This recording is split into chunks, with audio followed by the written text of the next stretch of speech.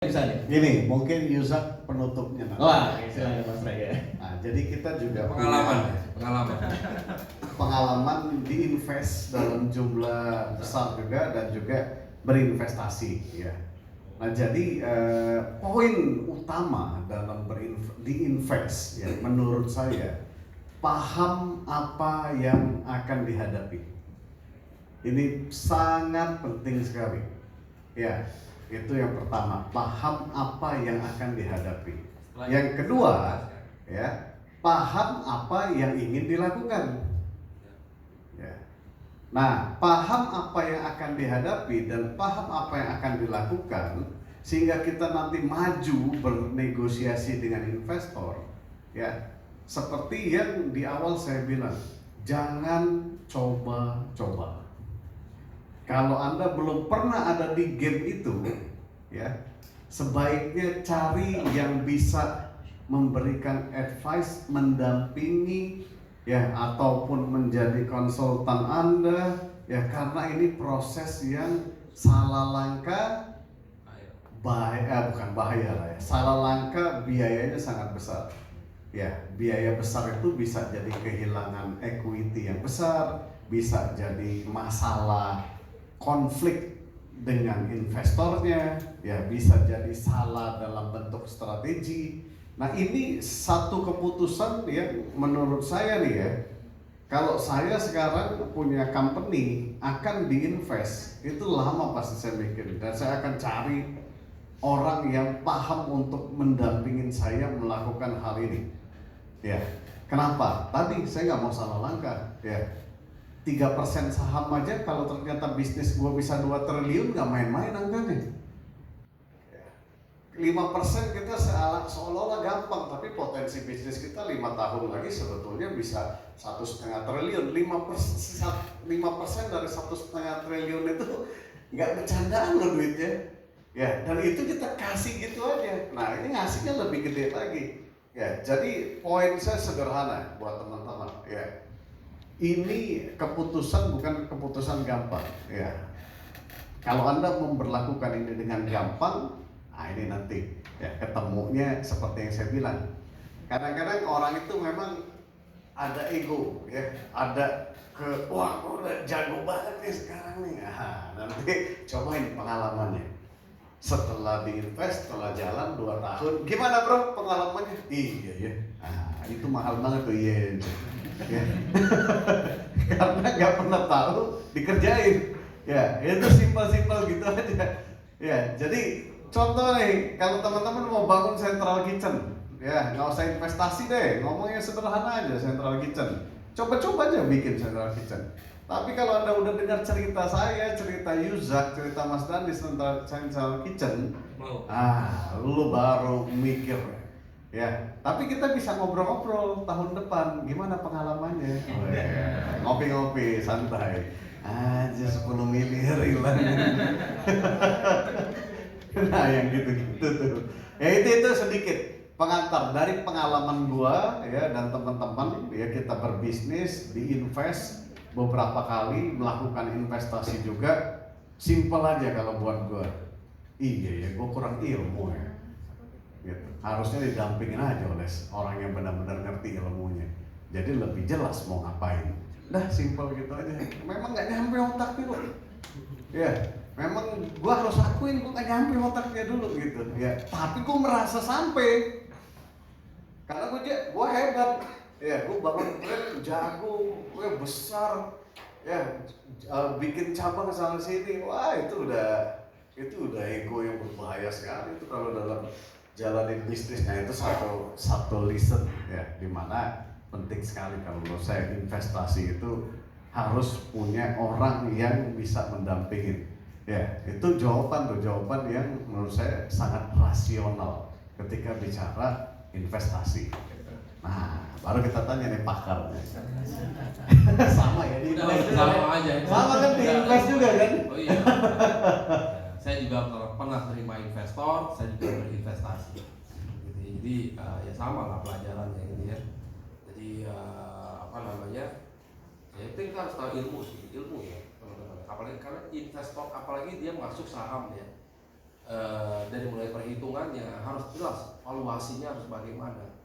Metode valuasi itu banyak gitu. Atau dia bilang valuasi itu sekian, terus kita nggak ada ilmunya, terus kita terima aja, padahal valuasi ya gitu ya. Beda metode aja, beda nilai loh gitu ya. Yang satu menggunakan metode udah valuasinya pakai book value aja, net book value, oke, terkenal keren kan net book value. Lalu padahal perusahaan tersebut perusahaan yang berputar cash flow-nya gitu. Kalau berputar cash flow-nya harusnya tidak pakai net book value dong. Kalau pakai net book value kecil nilai perusahaannya. Kalau pakai discounted cash flow lebih gede gitu. Jadi nanti kan ilmu semuanya. Jadi betul lah, ya jawabannya simpel, belajar ilmu banyak. Ya. Boleh tanya? Dari tadi saya dengar tentang tantangan untuk membuat central kitchen. Saya nggak paham sih untuk apa sih, kalau boleh tahu masalahnya membuat central kitchen. Kebetulan kalau saya kan bisnisnya di bidang pastry dan bakery ya. Taruhlah saya belum berpikir untuk keluar kota, mungkin untuk di Semarang aja. Kemarin saya berpikir saya mau buat central kitchen apa membuat toko cabang dulu gitu. Terus akhirnya kapasitas produksi saya tingkatkan dengan mengefektifkan ruang kitchen yang ada sekarang, model yang ada, karena saya memang tipikal yang cari aman tadi Jono itu yang pakai equity full gitu. Jadi saya dana yang ada mau saya alokasikan untuk buka cabang. Nah di kemudian hari kalau saya punya 5 cabang taruhlah, pasti saya butuh central kitchen gitu untuk mengolah. Kalau saya membayangkan toko itu harus punya dapur sendiri, kayaknya itu investasinya pasti besar banget. Misalnya satu oven konveksi aja satunya sudah 80 juta, belum yang lain-lain kan, belum dositer. Saya tetap butuh ini. Apa sih masalahnya kalau boleh tahu, Coach? Makasih. Oke, saya jawab ya. Saya silakan. Lawannya central kitchen itu outsourcing, Bu. Ya, lempar keluar. Oh, disubkan gitu ya? Suka. Kenapa sih bilang seperti ini? Dulu saya bahkan punya pabrik 5.000 meter. Besar sekali, 72 line produksi. Singkat cerita ya, setelah investasinya besar 2 tahun, saya menyadari itu adalah keputusan paling salah yang pernah kita ambil. Ya, kenapa? Pertanyaan kenapa? Jadi gini, ketika bisnis masih belum terlalu besar, sentral kita pasti memutuskan central kitchen itu tujuannya adalah untuk efisiensi, betul nggak? Semua lebih murah dan lain sebagainya. Nah, yang sempat saya sharing dari pagi, kadang-kadang yang kita bandingkan tuh bukan cuman produk costnya aja, tapi kita nggak menghitung resikonya. Di dalam sebuah biaya itu sebenarnya ngomongin yang direct costnya itu ada produk cost itu ya satu ya, material berapa pakai banyak, sama direct cost lainnya, biaya karyawan lah, listrik lah, sewa pabrik dan sebagainya, belum investasi terkait dengan peralatan dan equipment, betul kan? Nah, kita baru ngomong gitu aja, oke, beli alat, beli pabrik segala macam habis, anggap 200 juta, ngomong kosong aja 200 juta seperti itu. 200 juta ini cash bukan kita pakai? Ya, kalau ini dipakai jadi outlet, nambah omset apa enggak? Satu itu ya, satu. Yang kedua, ini baru ngomongin masalah hitung-hitungan. Resiko kedua terkait dengan membuka central kitchen ini, tiba-tiba bisnisnya berkembang, salesnya banyak, ekspansinya kencang banget. Kita udah ngukur belum? Kalau misalnya central kitchen dengan investasi 200 juta tadi, ini bisa cover sampai omset berapa? Jadi bukan berarti ini jelek kan? Ini menjadi bagus, tapi hitungannya itu jelimet. Contoh, kita nggak hitung nih, ternyata di tengah tahun salesnya melonjak sampai 2 kali lipat karena bagus salesnya. Central kitchen-nya nggak bisa cover lagi. Bisnisnya apa? Buka central kitchen kedua kan? Nah, ketika buka central kitchen kedua, pertanyaan saya adalah central kitchen pertama udah balik modal belum? Kalau balik modal, bagus. Kalau nggak boleh modal, artinya kita melakukan investasi tambahan.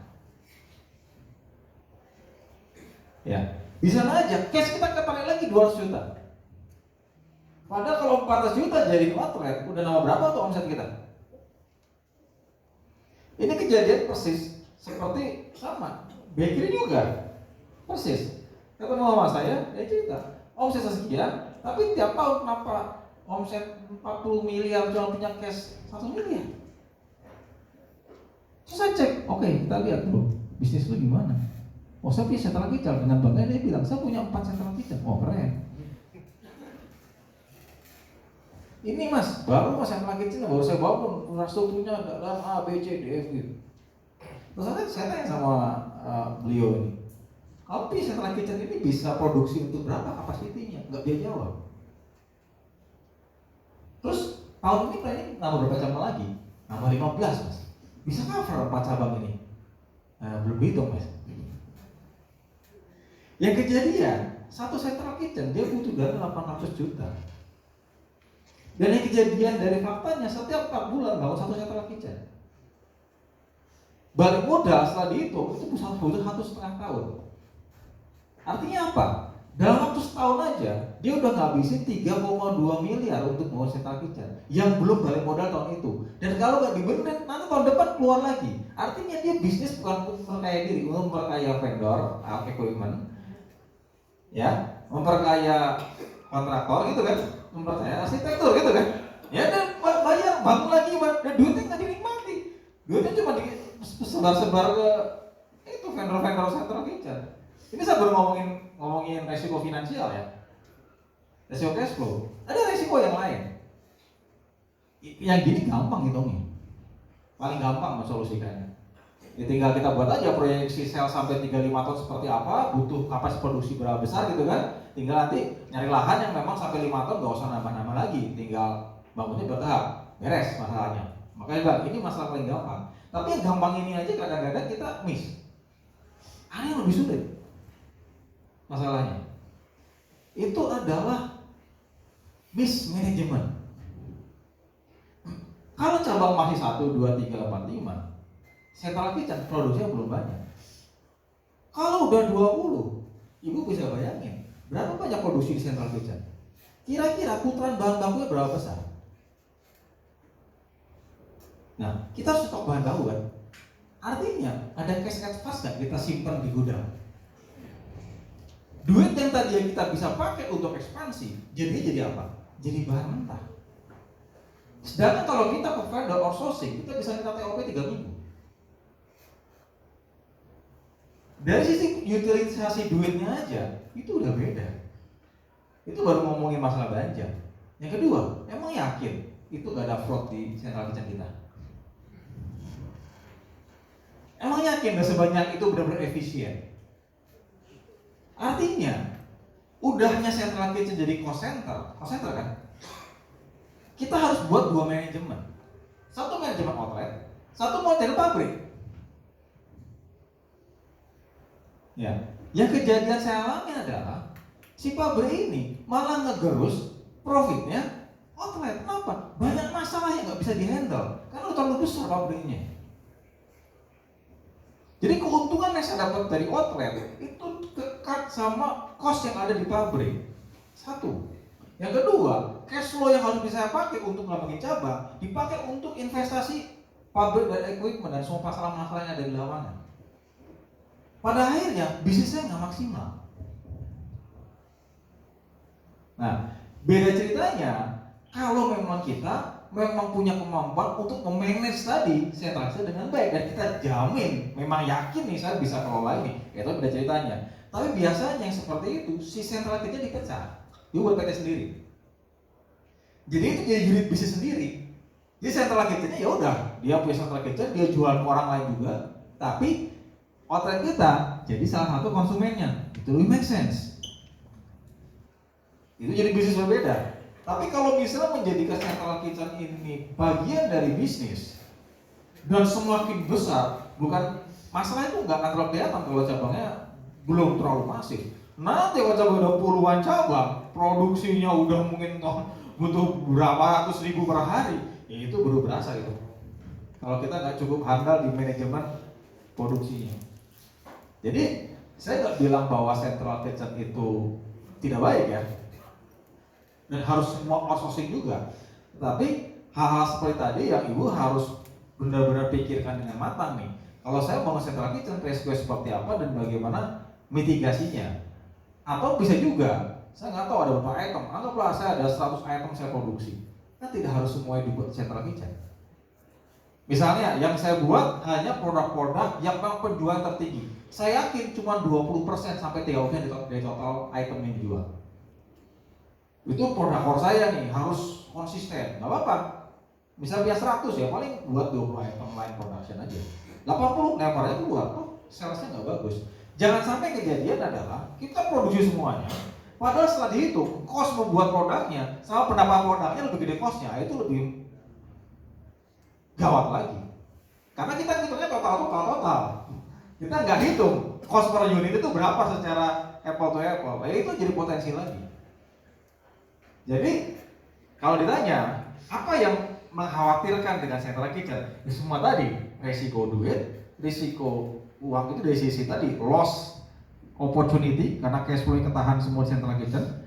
Kedua, loss karena ada inefisiensi atau mismanagement di central kitchen sehingga itu akan mereduce keuntungan yang seharusnya dapat kalau kita hanya fokus di outlet aja. Ya, tapi selama kita bisa manage semua tadi nggak masalah bukan central kitchen. Yang penting planningnya benar-benar harus matang. Kira-kira seperti itu gambarannya. Ya. Boleh tanya lagi? Boleh. Wah, silakan. Kayaknya seru nih.